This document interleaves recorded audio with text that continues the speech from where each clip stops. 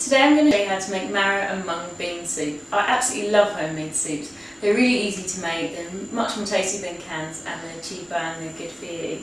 Marrows are in season now, so this is a recipe you're going to want to do this autumn. Before I go any further, I just want to say I know the title of this recipe does sound a bit like something Gillian McKeith would make, but it is really tasty and it's really healthy and good for you. You can buy mung beans in cans in any supermarket. They're really cheap and you just have to drain them and they're ready to use. They're really good for you, they're a good source of fibre and a good source of protein.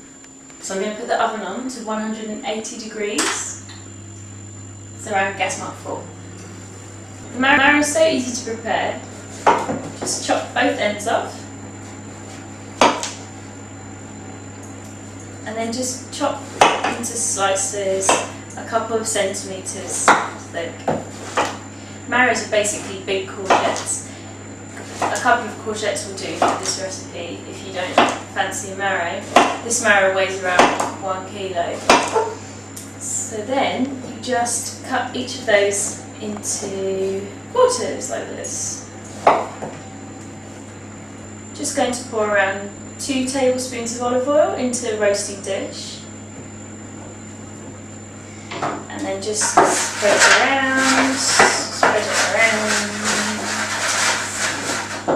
And then chuck in the marrow. Just put the pieces evenly into the dish.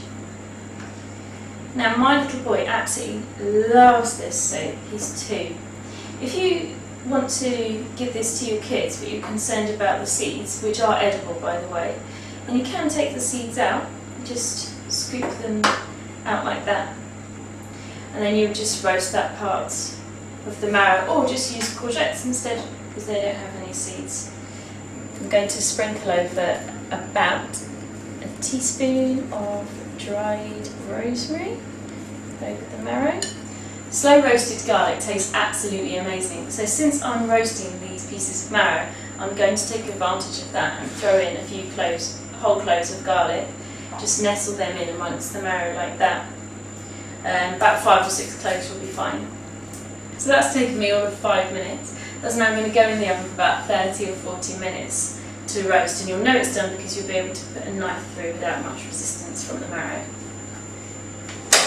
These my marrows have been roasting for about 35 minutes, and I know that it's ready because you can just pop a knife through pieces without much resistance at all.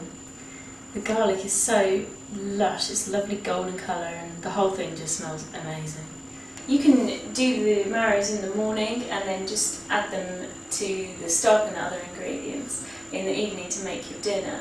That's the beauty of this recipe. So I'm now going to pop the marrow and the garlic into a saucepan along with the other ingredients. So I've got half a teaspoon of cumin, I've got around a pint, 600 ml of chicken stock, just from stock use, hot stock, and then I've got 1 can of mung beans. Now I did say earlier about mung beans, you know, that they're good for you and all that, but lentils are just as good, or any other beans if you really don't fancy mung beans or think they're just a bit too Gillian McKeith for you. In they go. Pop it on a hob on a medium heat. You might have noticed I haven't added any salt to this recipe, and that's because there is salt in the stock cubes, and also because I am giving this to my little boy and I don't want him to eat that much salt. But I just pour everything to the boil and then just let it simmer for about 2 or 3 minutes, and now I'm just going to blend everything up. That's about right for me. Ready to serve. So here we have marrow and mung bean soup, an amazing 200 calories per serving and only 65p. And that is going to warm you up this autumn and keep you healthy.